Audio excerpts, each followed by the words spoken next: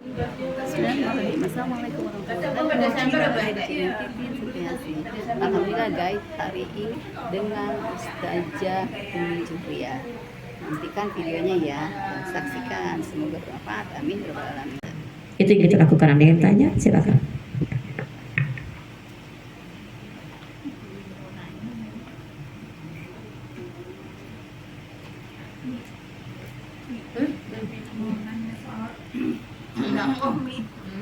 Kalau misalnya kita kan sudah kok tanpa memandang orang ya Mi ya. Tapi kalau misalnya kita sudah terus orang itu jadi ketergantungan sama kita, gimana Mi? Kita niatnya kan emang karena Allah ya Mi ya. Tapi kalau kita continue dia jadi ketergantungan sama kita, gimana Mi? Ya. Kalau dalam Quran surah An-Nisa ayat yang ke-36 itu, yang ke-36 menyampaikan itu, kalau pengen menjadi insan yang kamil, insan yang baik, insan yang diperhitungkan, yang pertama pasti urutannya itu apa? Wa'budullaha wa la tusyriku bihi syai'a wa bil walidaini ihsana. Suruh beribadah kepada Allah dan juga tentunya taat kepada orang tua, berbuat baik ke orang tua.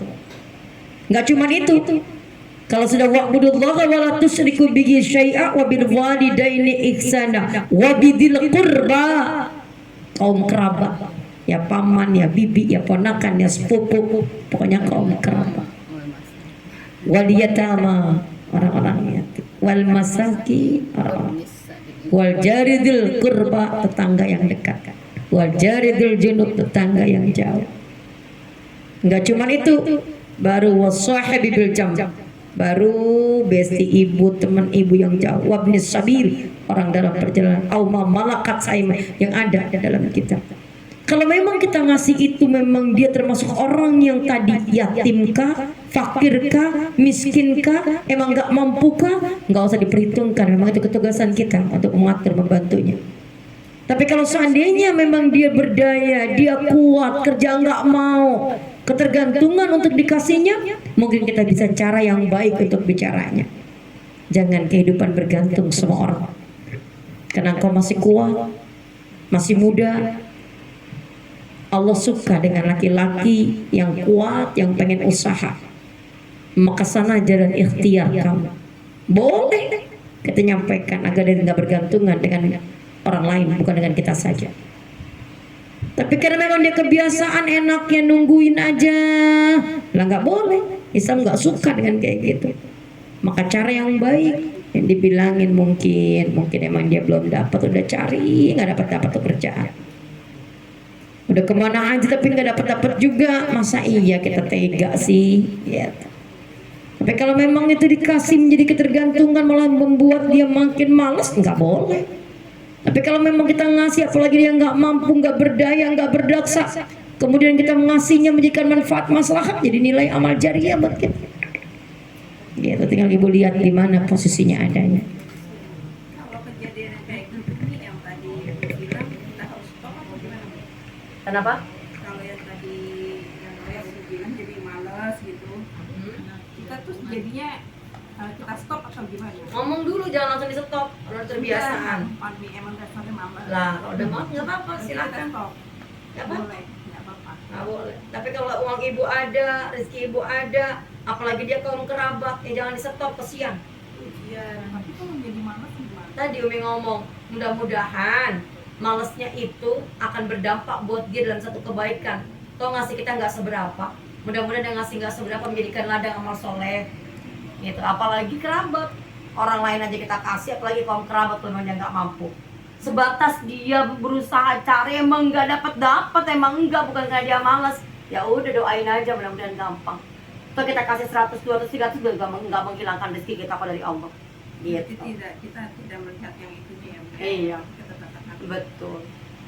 Jadikan amal soleh, jadikan itu kebaikan. Mudah-mudahan berkah rezekinya. Emang pegel bu, kalau ngasih doang, minta doang, kerja kagak mau, pegel pastinya. Tapi yang lebih menderita lagi, dia sebetulnya zolim sama diri sendiri. Tapi kalau kita tugasnya sedekah buat kita, tiap hari itu enak lah ada sedekah buat kita. Kasihin aja kalau memang perlu kita kasih. Kenapa? Lihat anak istrinya, bukan lihat dia. Anaknya tuh butuh makan. Gak butuh dia, tapi anaknya butuh. Kan gitu. Insya Allah berkah. Insya Allah tambah lagi. Nanti juga dia sadar. Mudah-mudahan doain aja. Karena katanya kalau kita nggak mampu mengubah dengan tangan kita, dengan lisan kita, yang terakhir dengan doa. Tapi dengan tangan mampu, ubah dengan tangan. Dengan lisan iya udah ubah, nggak mampu juga tangan lisan nggak mampu doa, kan gitu. Karena katanya tangan di atas lebih baik tangan di bawah. Ibu tangannya bagus, tangan di atas bukan tangan di bawah. Insya Allah berkah. Mudah-mudahan baik semuanya dan diberikan berkah oleh Allah Subhanahu Wa Taala, dijadikan banyak kebaikan dan apa yang memang kita niatkan dikabulkan oleh Allah Subhanahu Wa Taala. Belajar taklimnya manfaat, insyaallah mudah-mudahan Allah memberikan pemahaman. Kita bacakan surah Al-Fatihah untuk pengarang kitabnya, untuk ilmunya, mudah-mudahan manfaat buat kita, buat keluarga kita yang susah biar Allah tambahkan berkahnya, buat kita dimudahkan untuk kita sedekah dan semuanya menjadikan ladang kebaikan buat kita insyaallah. Ala hadhihi niyya wa ala kulli niyatin shalihah wa ila hadratin nabi kiramil Fatihah. A'udzu billahi minasyaitonir rajim.